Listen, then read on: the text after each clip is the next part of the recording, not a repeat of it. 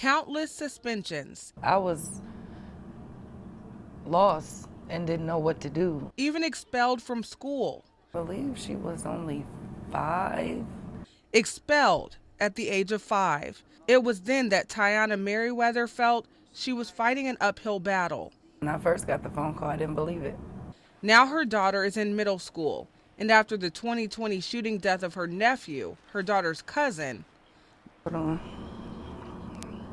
19-year-old Daquan Merriweather, I saw a major change in her. It impacted her a lot. the behavioral problems only got worse, That's when the fighting started. leading to more suspensions and expulsions. Imagine being that young and just feeling pain in that way. That's why she turned to Aaron and Janelle Lane at Courageous Healing. It's a culturally centered counseling facility located on Fort Wayne's southeast side. It opened last year. So I think for teachers of all races, it's important that we see the students. And when I say see the students, I mean you have to see past the surface, right? You have to see past their lack of academic excellence or their academic excellence, their sports background, their being student president. For Tiana's daughter, past traumas and the trauma of losing someone close to her triggered an emotional response. So if it leads you to be in fight or flight mode outside of the school building, it's likely going to impact your behavior while you're in the school building. And it played out in the classroom. Sometimes we can focus so much on the behaviors of kids that we don't often look at the functions of the behavior. Those behaviors are caused by adverse childhood experiences, or ACEs for short. You don't get to know if a student is dealing with ACEs or adverse childhood experiences by just looking at them. Those experiences could include anything from abuse and neglect to substance abuse, divorce, incarceration, or even the loss of someone close.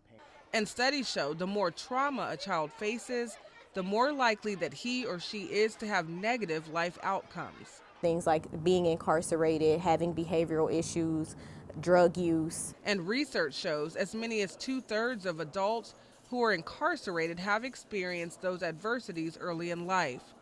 Deborah Williams Robbins is the Deputy Superintendent of Fort Wayne Community Schools. That all comes with those students when they walk into a classroom.